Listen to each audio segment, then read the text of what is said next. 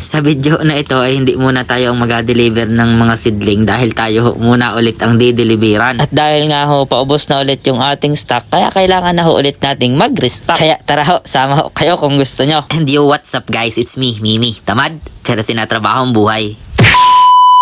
At ayan na nga ho, dito ho ay maaga ulit tayong nagising dahil tayo nga ho ay ginising. Kaya nga ho, pamukat-mukat pa tayo diyan at kumbaga ay bangag pa, hindi pagisig ang diwa kumbaga. Pero ayun, kailangan na ho natin bumangon, tara. At dahil nga ho, ayan at nadating na yung truck na may karga ng seedling na i-deliver sa atin. Kaya tapos din ho, problemahin pa ba naman ako nung matgard na rin truck na re. Paano ba naman ho, ay anak kalagay, ay anak daw ng baog.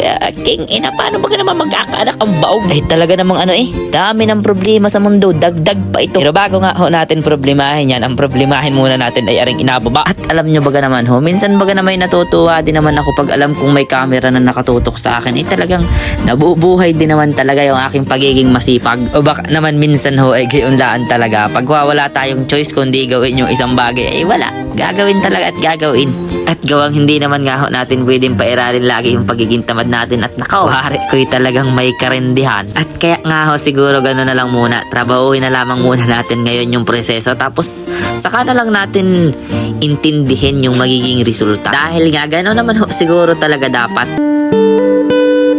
Alam nyo gaho, isang araw may cousin told me na hindi mo kailangan ng tao na maniniwala sa'yo, pero bonus na lang yun kung meron at dapat mo silang pasalamatan. Pero ang pinakamahalaga daw ho sa lahat ay dapat ikaw mismo yung naniniwala sa sarili mo. Na dapat daw ho ay naniniwala ka dun sa mga bagay na ginagawa mo, dun sa mga bagay na nasa isip mo. Dahil hindi mo daw magagawa yung isang bagay kung ikaw mismo sa sarili mo nag-aalinlangan ka. At kapag nga daw ho dumating yung time na walang naniniwala sa'yo at tinatawanan ka na ng iba, wag daw ho silang pansinin. Dahil hanggat alam mo daw yung ginagawa mo, alam mo yung dahilan kung bakit mo ginagawa yun, alam mo yung purpose, yung goal mo sa buhay, ay hindi mo daw ho kailangan tumigil at ituloy mo lang. At dapat hindi naman natin pakinggan yung boses ng ibang tao para sa sarili natin.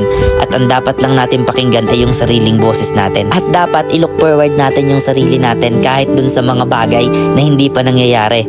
Dahil alam naman natin sa sarili natin na dun tayo pupunta at naniniwala tayo na kahit anong mangyari, dun tayo pupunta. Dahil nga yun yung goal yun yung bagay na gusto mong mangyari para sa sarili mo. Yun bang tipo na kahit hindi pa nangyayari pero kiniklaim mo na nandun ka na sa sitwasyon na yun? Na dahil nga malakas yung paniniwala mo sa mga bagay na ginagawa mo at sa sarili mo. Yun bang alam mo na agad sa sarili mo na darating yung araw na pipitasin mo yung bunga na pinaghirapan mo ngayon? At laging yun yung pinakamasarap na parte. At may kasabihan nga tayo na kapag may tinanim, may aanihin. Kaya tandaan mo na kung ano man yung tinanim mo ngayon, darating at darating talaga yung panahon na i-harvest mo rin yan sa tamang panahon. At nakakalungkot man na hindi ko na ulit maririnig yung mga advice, idea at mga bagay na gusto mong sabihin. Pero salamat talaga. Hala, bye-bye!